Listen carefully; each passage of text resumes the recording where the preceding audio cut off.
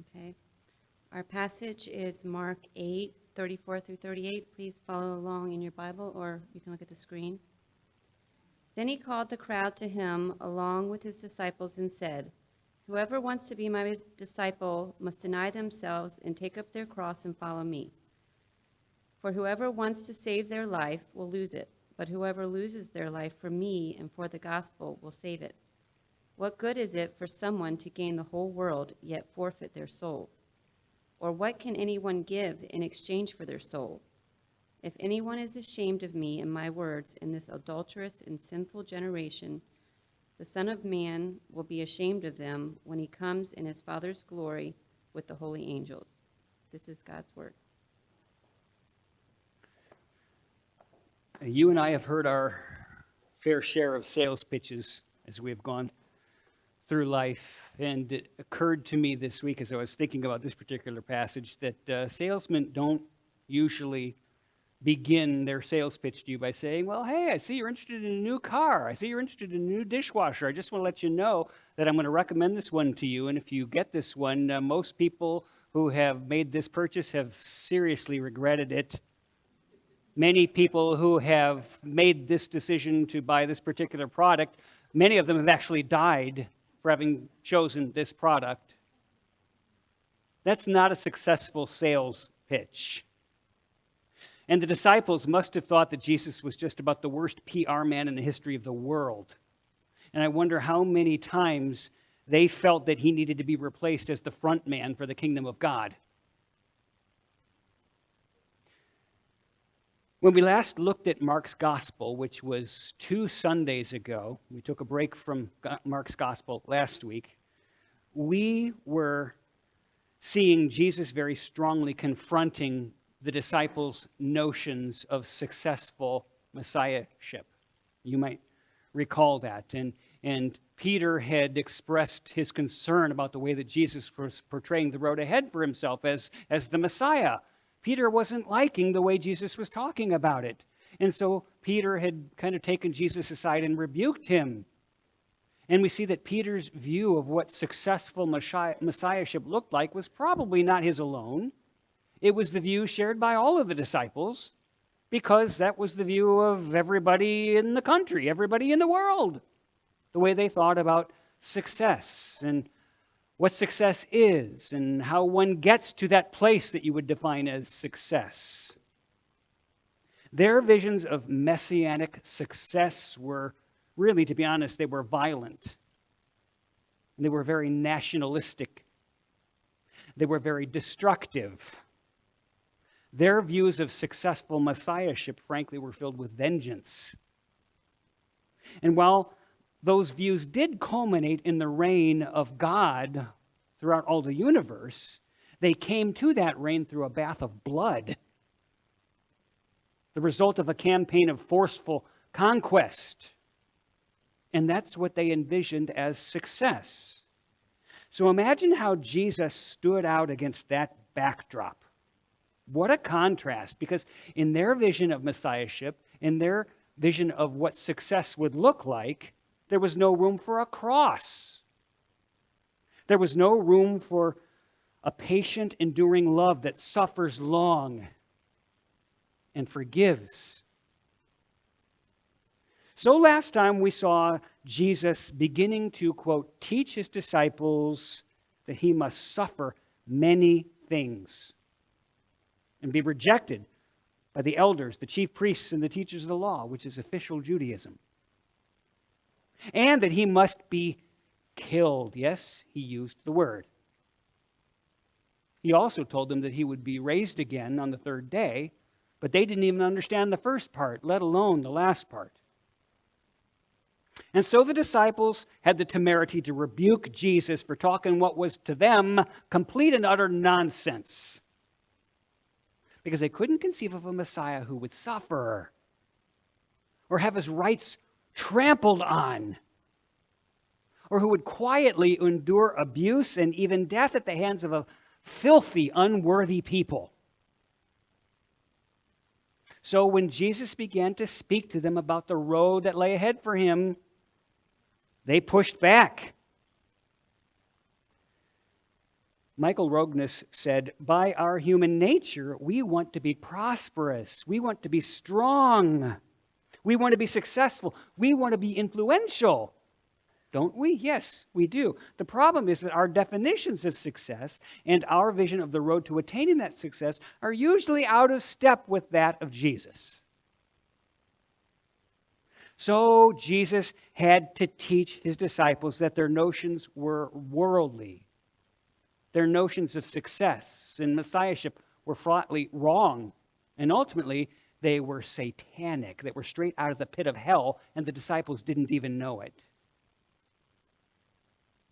Maybe you can recall Jesus saying to Peter, "Get behind me, Satan, for you do not have in mind the concerns of God, but merely human concerns." But the disciples thought their concerns were godly. Now, even though our sermon 2 weeks ago ended at this point, Jesus' discussion of this material did not end at that point. He had more to say, and he had to talk to them about the fact that not only were they misguided in the way they envisioned successful messiahship, but he needed to talk to them about the fact that they were misconceiving the road ahead for their own lives, what following Jesus would look like, what being representatives of his kingdom in this world would look like. He had to teach them that they had misconceptions about those things. And that's what you find in today's passage, which Michelle read for you. Jesus teaching them about this. Now, this passage for the morning contains very recognizable teaching of Jesus. In other words, this is probably some of his most recognizable teaching. A lot of people have their interests piqued by this particular teaching of Jesus. And this particular teaching includes a teaching that Jesus did by what we call paradox. Now, we'll talk later about what paradox is and see how Jesus did it, how he used it. But let's push the pause button on that and first look at how this section begins. It begins with verse 34. And I'm going to read to you from the New American Standard Bible. Okay? So here's what it says. And he, Jesus, summoned the crowd with his disciples. So who's he talking to now? His disciples, but even more than just his specific group of 12. He's talking to a larger crowd. And he said to them, if anyone wishes to come after me, he must deny himself and take up his cross and follow me. Now, as I indicated at the beginning of this message, that is not a good sales pitch. That is not going to create a groundswell of buy-in from among the masses. Self-denial has never been a very popular value. When I thought about it in my own world today, you and I are living in an era where finding yourself is one of the most celebrated of values. Find yourself. Discover who you really are and who you're meant to be. We're living in an era when expressing yourself is almost like the cardinal value. It's the one that tops the list. Freedom to express myself, whether anybody else likes it or not. They must have to deal with it, because I'm going to express myself. And I felt like, how different then is Jesus' pitch to the crowds that day when he says, if anyone's going to follow me, they're going to have to deny themselves. It's very different. So it's not a popular value. Now, Mark, as he tells us about Jesus' sales pitch, he uses a Greek word, and we'll put it on the screen here, aparnesasto. And it literally means to deny or to disown or to repudiate. And that can be towards another person or it can be to yourself. It's a compound word, okay? Compound words are interesting. This one combines a prefix, which is apo, which means from or away from, like turn away from. That's what the prefix means. And it combines that prefix with arneomai, which means to deny. So what you get there is really an intensification of the concept of denying. So it most literally would mean to turn away from something in strong refusal. That's the force of the word that Mark uses to describe Jesus' sales pitch. Jesus saying, you are going to have to strongly refuse yourself if you want to be my disciple. Now, interestingly, that word aparnesasto is a form of the same word that Jesus would later use when he told Peter that, Peter, before the cock crows, 3 times you will deny that you even know me. It's the same word.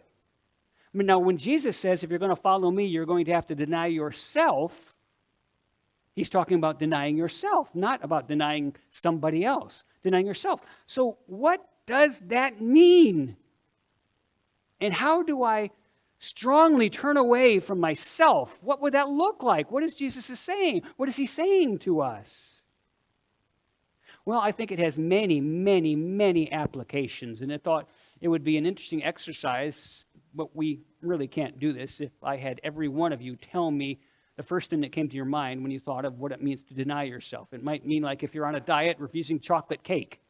Is that what Jesus is saying? It might mean if you're married and you're attracted to somebody else, you say no to your extramarital attraction.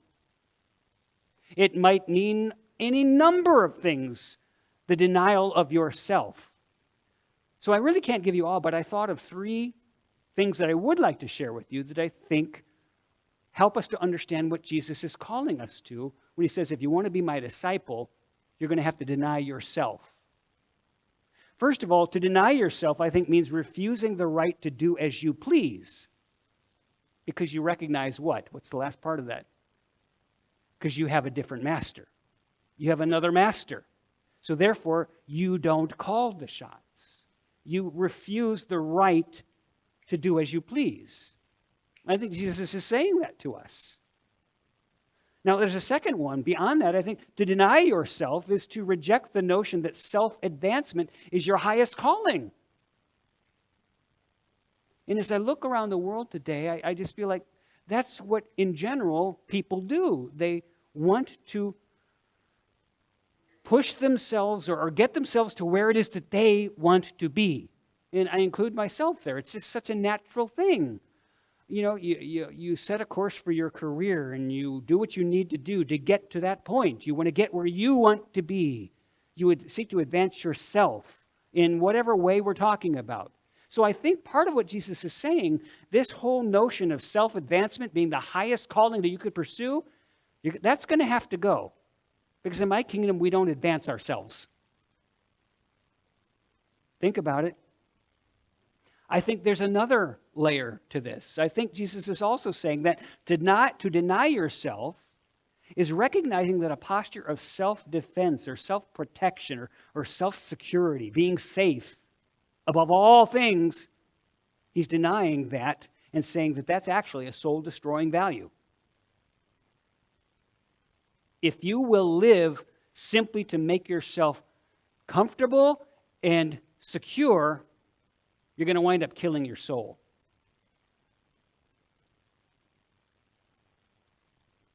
Jesus says, if anybody wants to follow me, he must deny himself. She must deny herself. And then he goes further, and he uses a word choice that is a graphic picture of what self-denial might look like. He says that anyone who wants to be my disciple must deny himself and take up his cross and follow. Now, I tried to put myself in that collection of people who were hearing him speak that day and ask myself, so if I were one of them, what would I have heard when Jesus told me that I was going to have to take up my cross? One thing I am sure of, it wasn't a sentimental, mushy notion to them. See, you and I have 2,000 years of Christianity that has sort of taken the edge off of that notion of taking up one's cross, because the cross to us is now jewelry. You hang it around your neck, and it's very attractive. And maybe it is much more to you than just jewelry. Maybe it actually means something to you, but it doesn't mean to you what it meant to the hearers in the first century.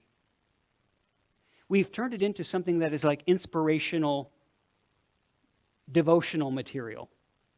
And I'm not saying that. I'm just saying that we really have a hard time helping that, just because of of 2,000 years of history, and we aren't living in the same world that the original hearers were living in, or Jesus was living in when he said it. So what would it have felt like to them when they heard him say that? They probably would have gasped, because to them it meant shame. To them it meant utter humiliation. It meant scorn. It meant derision. It meant pain, physical and emotional. Now, I am one who likes to know a little bit of history and use it as a backdrop or a background out of which these things sort of come to life. So, I share with you this in hopes that it might help this statement of Jesus to feel a little bit more to you like it might have felt to those who heard him that day when he said, if you want to follow me, you're going to need to deny yourself, take up your cross, and follow. Consider this historical fact, and this might blow your minds. During the 33-ish years of Jesus' earthly life, some 30,000 Jews were publicly executed throughout Palestine at the hands of Rome. Did you know that? That's 1,000 of them per year-ish. That's 3 of them per day-ish. And these executions, these crucifixions, were intentionally a public spectacle. Crucifixions were typically performed along the highways or in other highly public places. Why? So that everybody would see it. It was meant to make a point. Thus, everybody who heard Jesus say, "You'll have to take up your cross," knew crucifixion. They knew it as a very familiar sight, a very familiar and unpleasant part of life. Now, add to that this fact. Those who were being crucified were forced to drag their own crosses through town, through the streets, to the place of their own execution. Thus, the Via Dolorosa, the painful, sorrowful way of Jesus. That was done to deliberately heighten the humiliation, to heighten the scandal, to heighten the suffering of the convicted criminal. So, those who heard Jesus that day were quite used to seeing crucified victims, convicted criminals, disgraced dissidents. And when Jesus referenced taking up one's cross, they naturally thought of one thing: the humiliating, excruciating death of crucifixion. Now, it might help you to shed your sentimental notions of taking up your cross and following Jesus if I say it this way: if anyone wants to follow me, let him mount the guillotine platform and follow me. Let him lay his head in that little niche. Come on. If anyone wants to follow me, let her erect her own gallows and put the noose around her own neck. If anyone wants to follow me, let him strap himself into the electric chair. Let her fill her own lethal injection syringe. Good sales pitch, huh? If anyone wants to follow me, let him deny himself and take up his cross and follow me. See, so often we try to recruit people to whatever cause it might be. It could be Christianity. It could be a million different causes. And how do we do it? We do it by trying to present something as being better, more comfortable. This will make your life easier. It'll be simpler. You'll be happier. What does Jesus say? You might as well drag your cross through town. Jesus could never have been accused of calling people to follow him under false pretenses. He never could have been accused of neglecting to tell people the harder things, just glossing those over and hiding them. And it just made me think, guys, What a stark contrast with the way Christianity is often packaged in the modern affluent West, the culture in which you and I have spent all of our Christian lives. How does Jesus' call to take up your cross and follow stack up against the prosperity gospel, which basically tells you if you have the right kind of faith, you can be rich. You can be healthy all the time, and everything you touch will turn to gold. And Jesus said, take up your cross and follow me. Those don't jive. How does that stack up against so many Christian books you can find on christianbookdistributors.com or in a Christian bookstore, those that are still in business, with titles like Your Best Life Now, 7 Steps to Living at Your Full Potential, as though by just bringing Jesus into your life, you can thrive. How does it stack up against your own expectations for a smooth life ahead and the fact that you get disillusioned and angry when it gets harder than you anticipated? And Jesus says, if anyone wants to follow me, let him deny himself, take up his cross, and follow. Next, in Jesus' comments, comes the part I warned you about earlier, I gave you a little piece of bait about, because it's fascinating to me. He uses this form of communication that we call paradox. Now, before we look at Jesus' paradox, let's talk about what paradox actually is. What is paradox? Here's a short definition for it. It's a seemingly absurd or self-contradictory statement or a proposition. In other words, you make a statement, it's got things in there that just sound absurd or completely contradictory of one another. Okay? And you make that statement. When investigated, though, this apparently absurd or contradictory statement turns out to be well-founded or actually true. That's paradox. Now, paradox is interesting because it can be used in a bunch of different ways. I'm going to show you 3 different ways paradox is often used, okay? Sometimes comedians use paradox a lot. They use paradox a lot. Here's an example, and this isn't really hilarious, but it is kind of funny. Like this statement, this is paradox. We are not anticipating any emergencies. Okay, what is paradoxical about that? What's paradoxical? You tell me. Come on. You don't anticipate emergencies. That is the very nature of an emergency. The fact that it's not anticipated. So you can see that there's a humorous side to paradox. Okay? But beyond humor, sometimes paradox is used to challenge the mind, like riddles or brain puzzles, things that are just meant to make the wheels grind up there. And that can be done. This next one I came across I'd never heard before, and it really works. It really does make your mind grind, like this statement. This statement is false. Now, I'm going to see who's really engaging with this. Tell me, what's paradoxical about that statement? If it's true, it's false. I mean, wait a minute. If the statement is false, how can you even make that statement? Do I believe that? No, it's false. You see, your mind is, whoa, good heavens. I don't know what do I do with that? Okay, that's paradox. Sometimes paradox is often used to cause us to question ideas that are commonly held. Untested assumptions, like this one. I love this. Less is more. Now, you realize that those are contradictory statements, right? Less and more. They're not the same thing. So what are we saying when we make the statement less is more? What's the point? It's better for you to deal with less. In some way, there's something more to be gained by dealing with less, whether it's less words from the preacher, less clothes hanging in your closet, less shoes in your closet, less cars in your driveway. Less is more. Basically, it's a commentary on what we think is fully living.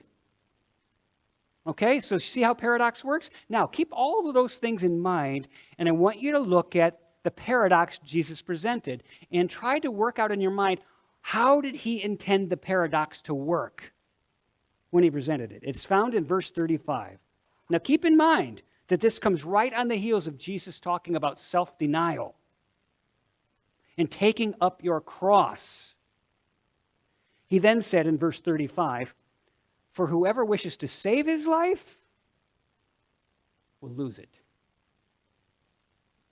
But whoever loses his life for my sake in the Gospels will save it. You see the paradox. And by the way, I should tell you too that the word life all through this section, wherever you see it, it's a translation of the Greek word psyche, which if you looked at the letters, you would think it says psyche, because it does, but it's pronounced psyche. And it means the essential life of you, the essential person. So sometimes it's translated as your soul, the essential life of you, that even though your body dies, the essential life that is you doesn't end. It's that part of you. So you can translate it as soul, you can translate it as life, okay? So it's kind of hard to translate in that way.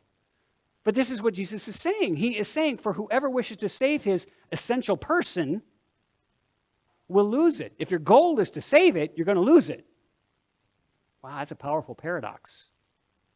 And whoever loses it because of me actually saves it. Powerful paradox. Now, can I just say, I am terribly unqualified to talk about this. This is so huge, I don't even know where to take the first bite. It's just amazing. So I tried to chew on it throughout the week, and I tried to digest some of it and make sense of it. And I can only tell you that in part I came away with a couple of things, and I'm going to present them to you, and hopefully they're helpful to you. I think in Jesus' paradox here, he's saying a couple of things. Number one, he's saying that there is a way of living in this world that gives the sense of really living while killing the soul. And conversely, there is a way of living in this world that looks to many like foolish self-neglect, but which really gives life to the essential person. But nobody else is going to see that. So what does this mean then when Jesus talks about seeking to save your life? Michael McNally, Jesus says, if you seek to save your life, you're going to lose it. What does seeking to save your life look like? I'm not asking you to respond. I just want you to think. Nathan, what does it look like to be seeking to save your life, which in essence issues forth into your losing of it? What does that look like? This is what you and I are left to deal with when we grapple with this paradox that Jesus sets up. And I thought, well, I'll try my hand at it. I'll dip my toe into the water. And I will tell you that I think when Jesus talks about those of us who are busy trying to save our own essential persons, he means that when we are seeking to save our own lives, basically, we are putting our own wants ahead of what God might want. You're so busy trying to get where you want to be and do what you want to do, you're losing your soul. Because there is a higher calling than being who you want to be and doing what you want to do. Jesus says, deny yourself and follow me. I think when he talks about saving our lives, seeking to save our lives, I think we are seeking to save our own lives when we avoid being known as his because that identification might be uncomfortable. I don't really think I want to be known as a Christ follower here. It's uncomfortable. And I think Jesus would say, if you're seeking to save your life, he even went on to say, whoever is ashamed of me before men, you remember the rest of it. So if that's what you're going to do is live to save your own face in front of the masses, well, he's saying you're going to lose your life. You're going to lose your essential person.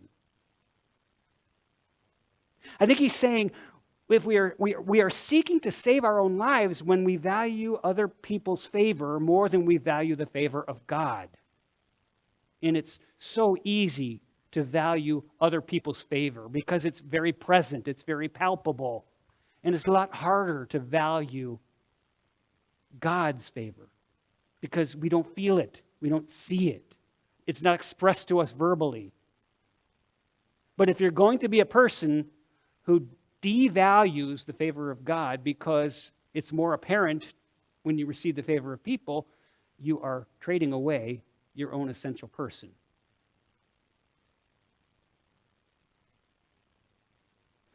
And then Jesus poses 2 rhetorical questions.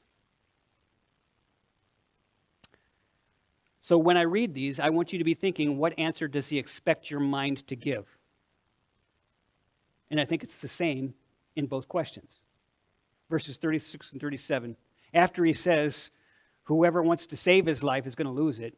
Whoever loses his life for my sake and that of the Gospels will save it. He goes on to say, for what does it profit a man to gain the whole world and forfeit his psyche, his essential person, his soul, that thing that is alive in you? What does it profit you if you gain the whole world but you lose that? What does he expect your mind to say? The answer is nothing. There's nothing. You are not profiting in any way if that's what you are going to choose. And then he asks us a second one.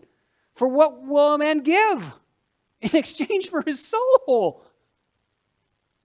And the answer is nothing is worth trading away your soul.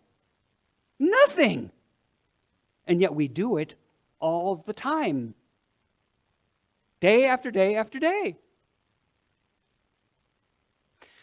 Look on the screen. One soul, Jesus is saying, is of much greater value than any comforts of this world, than any pleasures of this world, than any credentials or accolades of this world, or any so-called security that you might find in this world. In fact, nothing in this temporal world is worth the destruction and the loss of your soul. So, in closing then, I would ask you this. What are you selling out for? There's a phrase that is jock speak. You hear athletes say this all the time. I left it all on the floor. I left it all on the court. We left it all out there on the field. What does that mean? Tell me. You gave it your all. There was no effort left unexpended. There was no strategy left unexplored. Nothing that we could possibly do did we fail to do. We left it all on the floor. We gave it everything we had. So I would just ask you, in what endeavor is that true in your own life? What are you leaving it all on the floor for?